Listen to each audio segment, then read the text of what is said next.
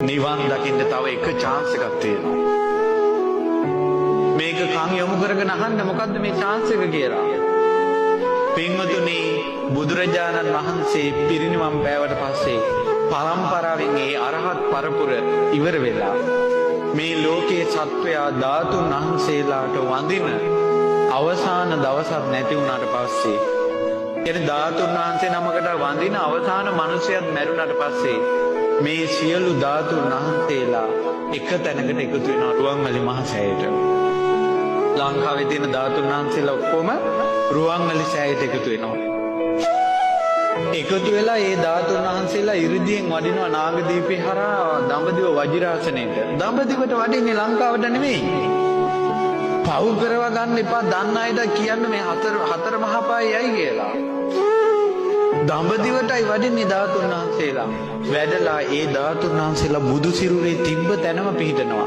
ලලාට ධාතුන් වහන්සේ ඒ ධාතුන් වහන්සේලා ඒ තැන්වල පිහිටලා බුදු සිරුර මැවෙනවා. ඒ බුදු සිරුර මැවෙනකොට මැවිලා බුදුරජාණන් වහන්සේගේ සිරුරෙන් ඉරිදියෙන් ඒ බුදුරජාණන් වහන්සේ බණ කියනවා. ඒ ධර්මයේ දේශනා කරනකොට මේ ලෝකේ මාර බලයේ අතුරුදහන ඒ මොහොතේ.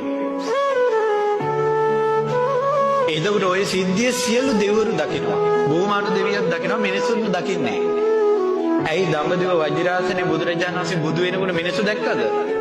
කවුද දැක්කේ? දෙවිවරු දැක්කේ. මිනිස්සු දැක්කේ නැහැ. මිනිස්සු දකින්නේ නැහැ. ඒ ධාතු පරිනිර්වාණය දකින්නේ දෙවියෝ විතරයි. අන්න එදාට ගොඩාක් අය මඟපල් ලබනවා.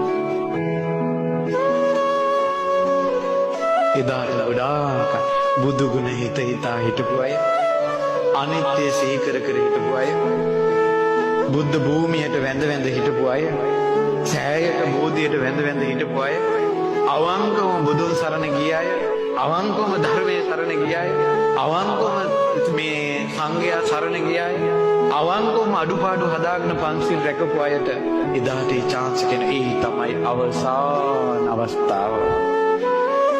ඒක තියෙන්නේ දෙවිවරු විතරයි.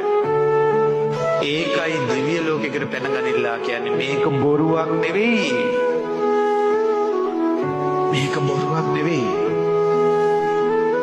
මේ ඊට පස්සේ මේ මහා පොළොව ගව් 7ක් වැඩෙනකල් ආයේ මෛත්‍රී බුදුරජාණන් වහන්සේ පහළ වෙන්නේ නැහැ. මේ පොළොව ගව් 7ක් වැඩෙන්න